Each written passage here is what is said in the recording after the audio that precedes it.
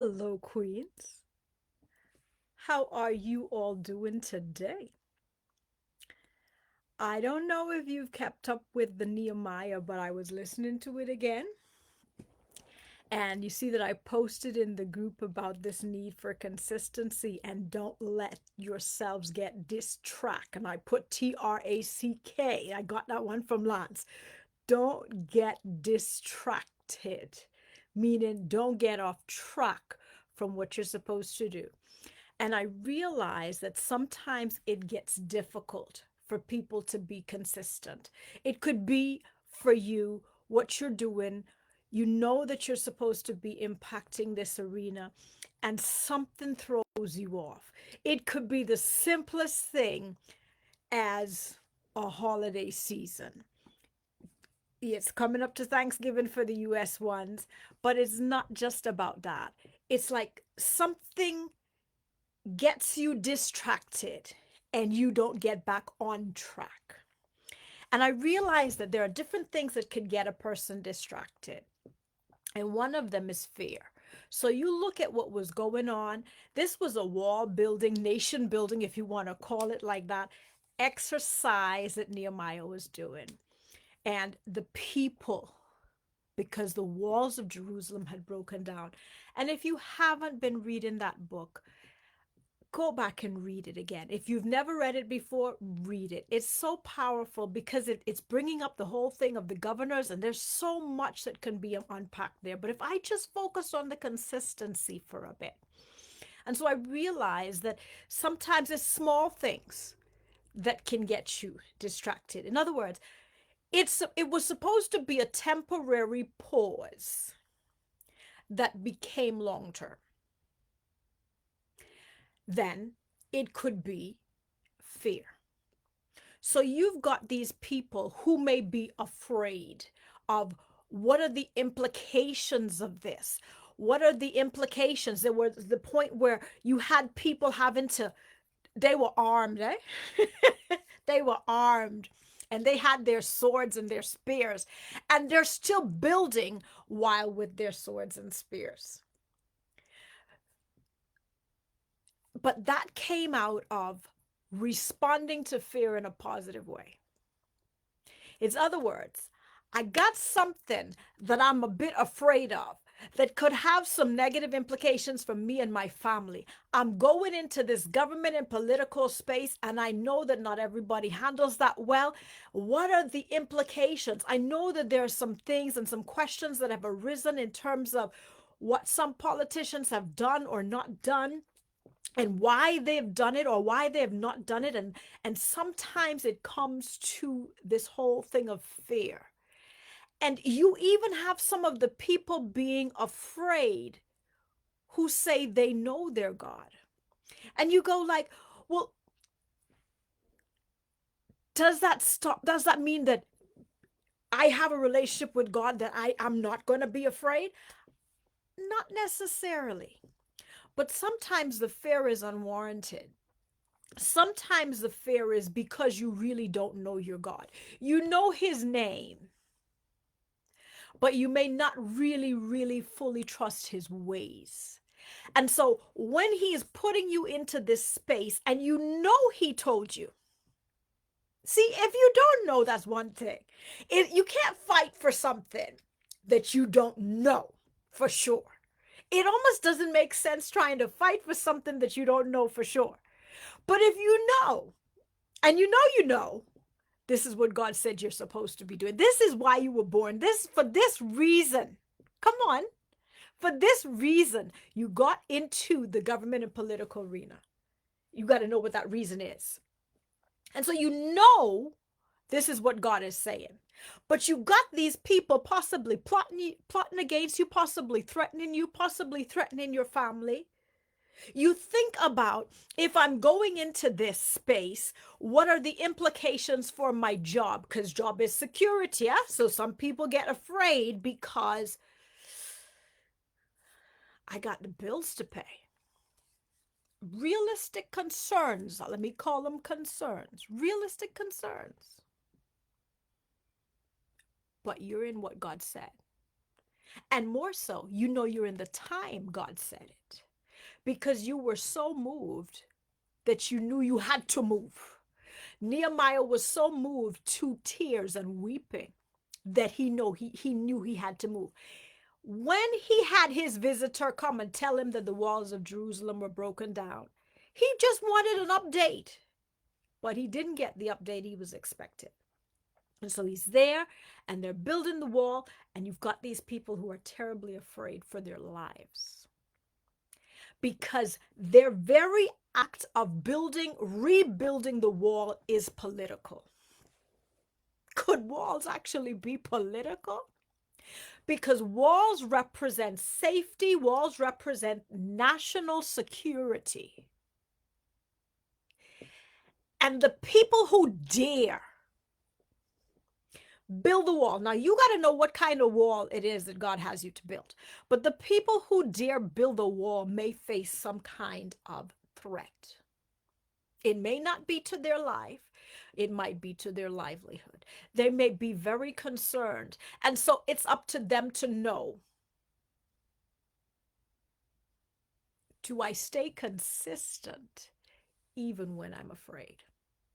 Do I trust God enough even when I'm afraid to protect me? And could I do something, possibly do something practical to protect myself and my family? What can I do practical to protect myself and my family? I know that ultimately God is going to take care of me. And this is kind of interesting here. So I got to stick a pin right here. Yes, you know that God is going to protect you. You trust him to protect you. But sometimes there are some practical steps you can take to protect yourself and your family so that you can stay consistent with the vision of the wall that God told you to build. Okay? The other thing that can get you distracted with consistency and building that wall is listening to the wrong voices. Those voices could come externally, the Sanballats, Tobias, all of them. Those voices can be in your camp. Some of those fear voices are trying to get into your ear. And they seem to be voices of reason sometimes, but they are not the voice of God.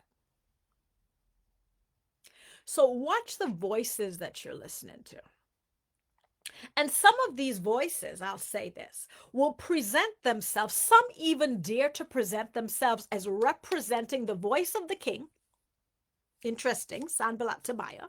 But think of it as the King of Kings. They dare to present themselves as representing the voice of the king, or the ways and the ideas and the desires of the king. But they are the kings. And you could get distracted by listening to these contrary voices, knowing full well that they go completely opposite to what you were told. And you start second guessing yourself and what God said to you, and what he put in your heart, and how he so moved you that you knew you needed to do this. And then all of a sudden, because this person has this title, this person has this position,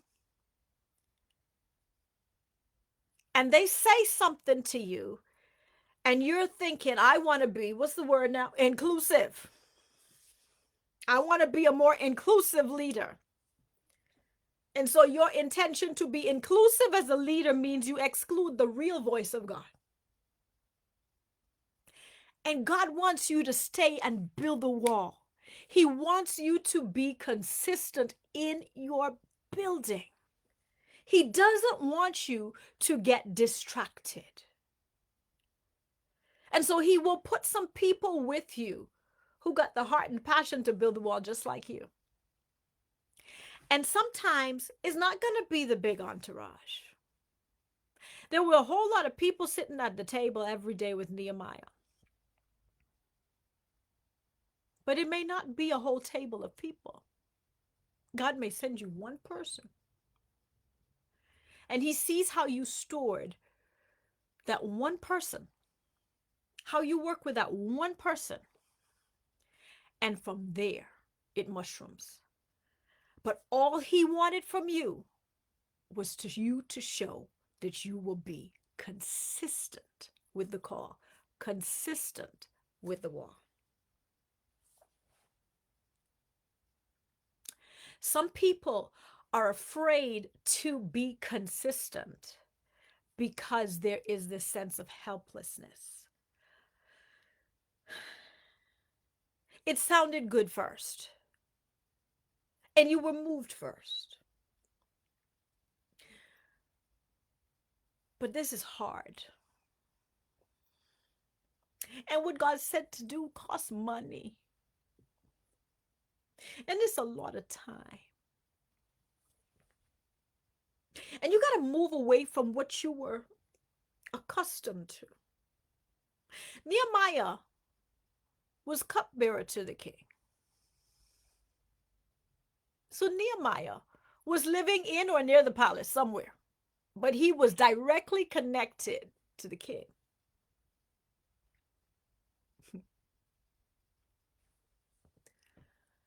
And he's going to get himself uncomfortable. And he's going to some people who had been accustomed to the wall. They didn't like it, but it is what it is.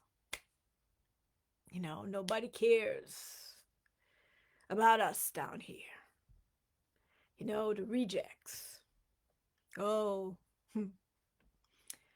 yeah, they always saying what they're going to do for Jerusalem. But they don't really care.